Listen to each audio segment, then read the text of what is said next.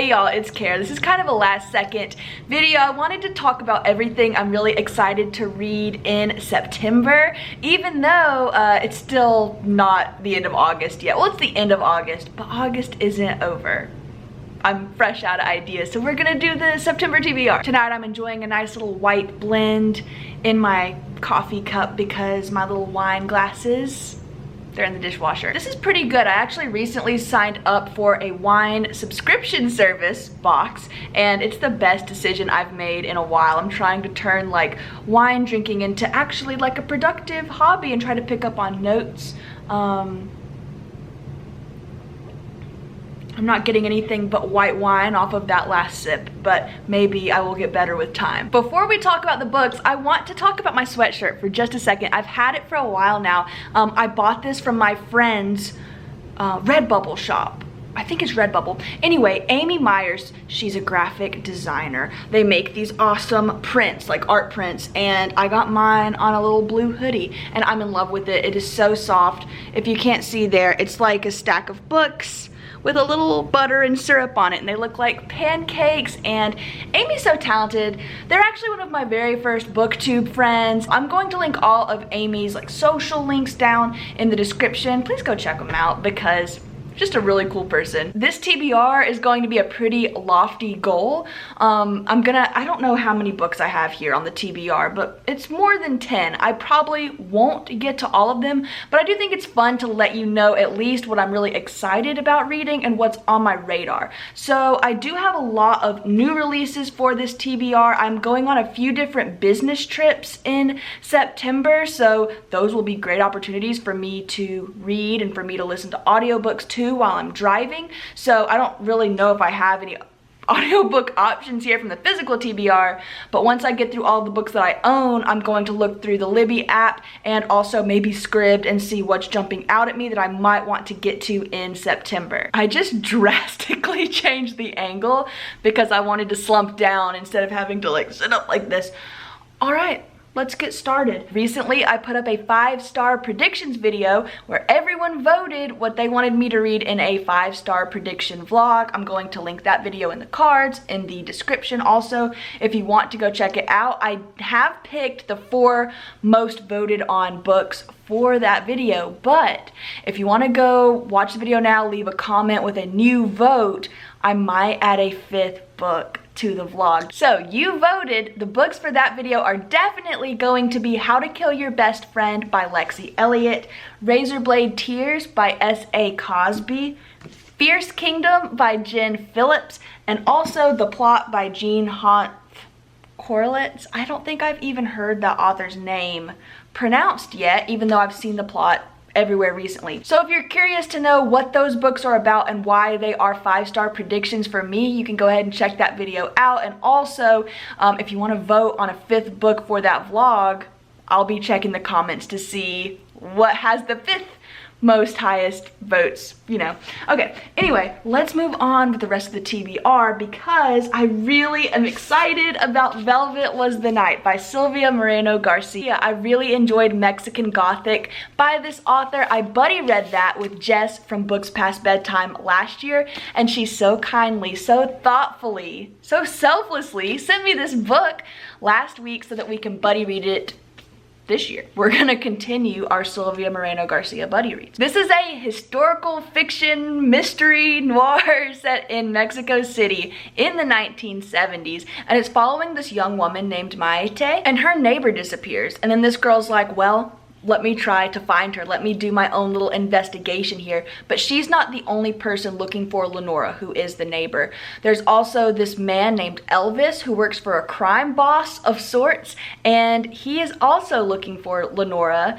And that's really all I know. I have been promised that this book is going to be a noir and also that it is going to focus in on an anti-hero. I really have high hopes that it's going to be everything that I want it to be, and I am so excited to start it with Jess next week. I also absolutely have to get to In My Dreams I Hold a Knife by Ashley Winstead. I picked this up from Gabby Reed's recommendation. She recently loved this book, and I've gotten into dark academia recently, and I'm thinking that's what this is going to be. And also the setup for this book is something that I've really enjoyed quite recently as well. On the front flap here it says 6 friends, 1 college reunion, 1 unsolved murder. This book is about a woman named Jessica, and she's getting ready for her college reunion, and she's gonna go back, she's gonna blow them all away, she's gonna really show them that she is not the same girl that she was when she was in college. I guess apparently when she was in college, one of her friends died. I guess the friend was murdered, and now that all the friends are back at this reunion, the real murderer is gonna make themselves known, or maybe someone's gonna expose the real murderer. Obviously I've not read the book, I don't know what's gonna happen, but it does sound really good, and it's gonna be told in dual timelines, and I love that, like racing back and forth of when these kids were in college and when they're adults. I think it's gonna be really fun. Next we have The Chosen and the Beautiful by Nevo. I can't believe I'm holding this in my hands. This is even more stunning in person than I thought it was going to be, and I repeat, I cannot wait to read this book. I might even mess around and like read this before August is over. That's how excited I am. This is a Great Gatsby retelling. Personally, love The Great Gatsby. It's one of my favorite classics, and I don't mean that in like a cliche way. I mean that I was an English major in college. I've had to read a lot of classics, and that's a genre. I don't even know if you call it like a genre, but classics are just like a classification of books that just aren't for me personally. But I love The Great Gatsby so much. With this being a retelling, from what I've heard, not much is changed in the story itself except for Jordan, who is Daisy's friend in the source material. Really fast, in that book, Jordan is just really kind of like a side character. She's Nick's love interest in the book, and also she's a golfer, like a professional golfer, I think. And I really liked her while I was reading the book because she just seemed tall and athletic, but like no one was really paying attention to her, and I was like, dang, I kind of relate to this girl. But anyway, with this being a Gatsby retelling and it's focusing in on Jordan, of course we're gonna change Jordan up a little bit. So in this book, Jordan is a Vietnamese immigrant. She's also queer, and she also is a little bit magical. I don't know what genre to call this, like speculative, historical fiction, classical retelling, I don't know, but it just sounds really good to me. And it actually is a really short book. It only has 250 pages, and it's one of these short hardcovers, so there aren't too many words on the page here. So delicate, so beautiful.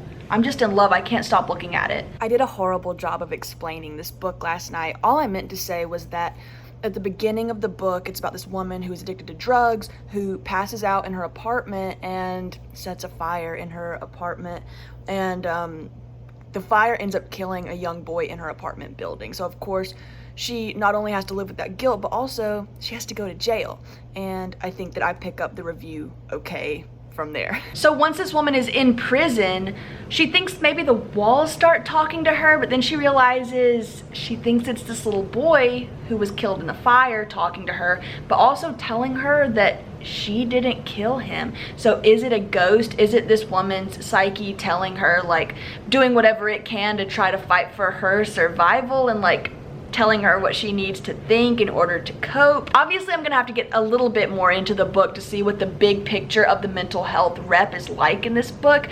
It's a little bit of a slow burn. I really thought I was gonna like this prison setting, but it's a little bit difficult to keep up with all the different characters in this women's prison because I'm very much just invested in this one story, and the book keeps branching off into like these side characters, and actually the character development is pretty good, but I don't care quite enough to like look forward to any story except for what we have going on in the main plot. You knew I was gonna hold it up. The Book of Accidents by Chuck Wendig. I don't know why I've been hyping this book up so much. I've never read from this author before. I just get a really good feeling that this could just be my new favorite book of all time. I incorrectly, well, depending on your perspective and your opinion, but I'm pretty sure I incorrectly previously referred to this book as a slow burn because I heard somebody else say that, and it's a large book, and I just assumed that was right. But actually, I received a few comments that said that this was actually pretty fast paced and that the chapters are short, and even though it is long, that it's like a very exciting book. And that makes me so much more excited because sure enough, I actually cracked open the book And the chapters are so short. I'm so excited. This is a horror book about a family. The mother and the father in this book both grew up in a weird, creepy, small town where like weird stuff was going on. Then they grew up, got married, moved away, whatever. But now, for one reason or another, have to move back to their hometown, and now they've brought their young son with them. And what kind of haunted these, like this mother and father when they were little, is now haunting their son. The description of this book promises this grand good versus evil battle at the end, so I don't know what else I could want from like this intense horror book that is fast paced but also long enough to get really attached to the characters, and then it's gonna culminate in this like huge epic battle. Sounds so good, right? And then I don't really know why I've got baby teeth on the TBR this month. It's just been kind of calling out to me a little bit. It looks short. Am I saying that right? Yeah, it's like right at 300 pages, a little bit less. Oh, actually I do know why. I do know why. This book just came in as an audiobook hold from my library, so I've got it checked out. So I guess that's what I was thinking when I put this cart together. This is about a mom who has a really creepy kid, and of course this little kid loves the dad. The dad absolutely can't see what the mom is talking about, and the mom starts thinking, am I crazy, or is my kid like not great? Like, do I just not have a great kid? She becomes convinced that this little girl is trying to murder her, and I guess the book is gonna be about like, is the child actually evil, or is the mom losing her mind? So excited for this one. False Witness by Karen Slaughter. I was on a Karen Slaughter kick this past month, and I'm really excited about her newest standalone. This is the latest standalone, I want to say, since The Good Daughter, which came out in 2018-ish, and sounds really, really good. This is actually, oh, listen to this. Gabby Reads Book Club, called The Book Troop, is reading this in November with special guest Hailey Hughes. That's right, Hailey's gonna be on Gabby's channel. They're going to be reading False Witness for their book club. I will link, I guess I'll link like, well, I'll link Hailey's description, or her, I'll link Hailey's info in the description. I'll link Book Troop info in the description too, not because I am involved with that in any way, but just because I love Gabby Reads with everything that I am. So I do really want to read this book probably before November, because I don't want to put it off to the last second and then not finish it.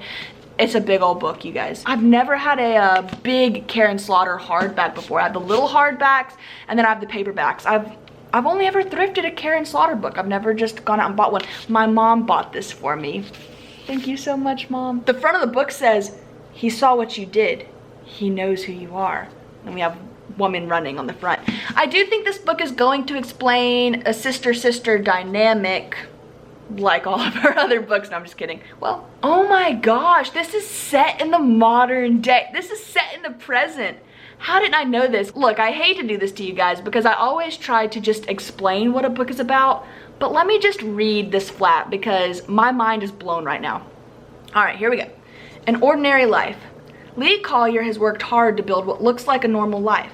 She's an up-and-coming defense attorney at a prestigious law firm in Atlanta and would do anything for her 16-year-old daughter, Maddie, and is managing to successfully co-parent during a pandemic after an amicable separation from her husband, Walter. But Lee's ordinary life masks a childhood no one should have to endure, a childhood tarnished by secrets, broken by betrayal, and ultimately destroyed by a brutal act of violence.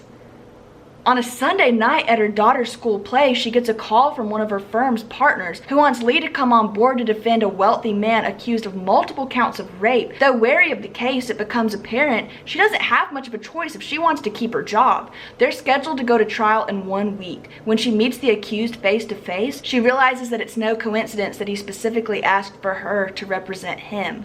She knows him, and he knows her. More to the point, he may know what happened over 20 years ago and why Leah spent 2 decades avoiding the past. Suddenly, she has a lot more to lose than this case. The only person who can help her is her younger, estranged sister, Callie, the last person Lee would ever want to drag into this after all they've been through.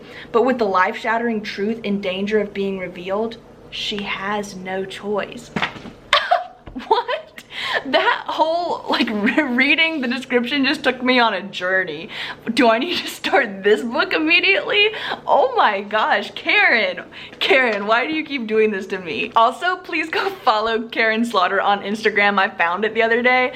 I don't know why y'all were hiding this gem from me, because her Instagram feed is like 50% meme, just memes, and then like 40% just screenshots of tweets that she thinks are funny, and then like 10% book promo. Like, it changed my life and made me laugh for like 30 minutes. I couldn't stop scrolling. It was quite the experience. I just love Karen Slaughter. She's from a place in Georgia not too far from where I'm from, and actually in a lot of her books she just references really specific places that I know very well. So I just can't wait. Like, I'm just even more excited to read this now, and I just realized I didn't know anything of what this book was going to be, besides it was like about that sister relationship and there were going to be lawyers, and that's all I need. I love legal thrillers. I love courtroom dramas, and I love that sister dynamic. I'm an only child, so I don't know, I've always loved reading about sisters. While we're talking about Karen Slaughter, I do also want to read Kiss Cut in September, because that is book 2 in the Grant County series. I just finished Blindsided last week. A new top 10 favorite book of all time, no exaggeration. Obsessed now. So I actually have the audiobook for Kiss Cut, because my copy is like not doing great. It's like a thrifted copy. Like, listen, I know that a lot of people just love like the used books, and I buy most of my books used and pre-owned, but like this one, I feel like I'm money to hold it like this. Like, this book's got sticky stuff all over it. I don't know, but I got an audiobook for it because I don't want to like buy another copy of the book that I already thrifted, obviously for $1.98. But I have it checked out from the library right now, so I do know I'll be getting to it soon. All right, I also have some other audiobooks checked out from the library right now. I've got You Love Me by Caroline Kepnes checked out right now, and I'm 16% of the way through with it already. This is the 3rd installment in the Joe Goldberg series. You know, the first book is You. I just can't wait to see what Joe does now. He actually seems like he's trying to be good in book 3. He's not murdered anybody yet, so off to a good start there, Joe. Oh, I've also got Then She Was Gone by Lisa Jewell checked out right now on audio. Oh, nope. I just want to see what it's about. Actually, I have the book. We don't even have to look at my phone. Let's see. Okay, it's about this woman whose daughter goes missing, and then years later she sees a young girl who is the spitting image of her daughter, and from there she's just trying to figure out what happened to her daughter. Oh my gosh, in real time, I just got The Guilt Trip by Sandy Jones. It just came in. This is a brand new release. I've not read any Sandy Jones, but I did see where this is like, for a new release on Goodreads, this has horrible ratings. It's got like a 3.48 right now on Goodreads, which is just that's not very good. But it's only a 9-hour long audiobook. If I listen to it sped up, I could knock it out in an afternoon, so I might read it. If you want me to read it, let me know. I've really just kind of heard it pitched like a guest list knockoff, so I don't know. I didn't really love the guest list, so if this is gonna be the subpar guest list, I don't know about it. And just for clarification, this whole trope is supposed to be like, you know, a group of people on an island and one of them is a killer and they can't go anywhere, which is an isolated setting, which I love, so I'm down, but I don't know. 3.48 is kind of like, that's not good.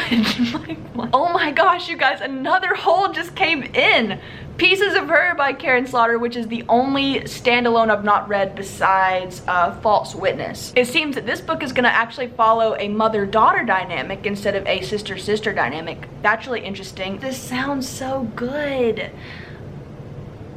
Should I read this one next? Oh, gosh. Okay, so it's about this girl who like thinks she knows who her mother is, but then when faced with this like terrifying act of violence, her mom just like steps out and is somebody else. Also, just as a warning, when you're reading the back of a Karen Slaughter book and they're like, and then there's this horrifying act of violence, it's not like pew pew, fade to black. No, it is the goriest scene you've ever read in your life. like I promised. So I've got just like a very heavy Karen Slaughter TBR for September. Let me actually put these books back in the cart, and we're gonna do a little TBR cart tour because I rearranged my bookshelves today. I actually did like all alphabetical order on both my read shelves and my unread shelves, and then not on the TBR cart, but I did pick out all of the books that I could see myself reading before the end of the year. So I'm not calling this an official end of the year TBR, but these are the books that I'm most excited about that I own. So let me like put these back and then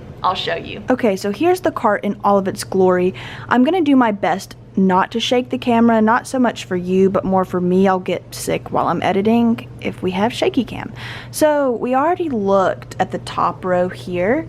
Let's just pivot for a second here down to the second row. These are mostly paperbacks. Instead of just pointing out each book for you, I'm just gonna let you take it all in here for a second. Look what we have going on here on the second row. I will say I am most excited probably for Near the Bone by Christina Henry, because it is an isolated setting horror set in a snowy mountain area, which could not sound more perfect to me. I'm also very, very excited for Dial A for Aunties and Such a Fun Age by Kylie Reed. I feel like, yeah, everyone on BookTube and Bookstagram was raving about Such a Fun Age by Kylie Reed last year, and I just missed out on all of the fun. I think there's going to be a lot of great social commentary going on here, so that one is still on my radar, and it is still super high on my TBR. I'm also super excited for One Last Stop by Casey McQuiston. My friends are pretty torn on whether or not they love it or they just feel lukewarm, so I am excited to see where I fall on the spectrum. And then Violet is another one that's really standing out to me here. It's another horror book about an imaginary friend. What's not to love there? And then the bottom row here, let me take a look. I did say on my last video that I'm planning a Sally Rooney read-in vlog. That is still in the books, so I'm excited for conversations with friends and normal people. I don't know if I'm gonna get to that in September, but I'm really excited to get to both of these soon. And then I'm also really feeling The Secret History by Donna Tartt. I have been in a dark academia mood, and I've hauled a bunch of dark academia books recently. I don't think I can commit to doing like an entire reading vlog all with that one theme, but I do see myself reading more dark academia this fall. How many times can I say dark academia? Like, I feel like I've repeated it like 8 times now. Oh, and Ohio by Stephen Markley. This is something that I talk about all the time. It's just like, I think it's just literary fiction, possibly like a little bit of a thriller, but it's about some friends who were friends in high school, and then something went wrong, and now they've reconvened in the modern day. You know, it's like the same plot as like 50% of books now, but I do think that this one is really critically acclaimed. I heard NPR talking about it one time, and if they're talking about it on NPR, then like I should be reading it, you know? I don't know. There's the little kiss cut crusty copy. All right. Hey, look, it's my, oh, sorry, didn't mean to poke you. It's my, trying to figure out a way to point, there we go. It is my A Little Life poster. Why does my finger look like a hot dog? Look, I'm ready to tell ghost stories. Okay, I'm really sorry about this video. I don't know what happened tonight. All right, that's it for tonight. Thank you so much for watching. Next week I'm gonna put out my July and August wrap up, so keep an eye out for that. Love you guys. I'll see you in the next video. Bye.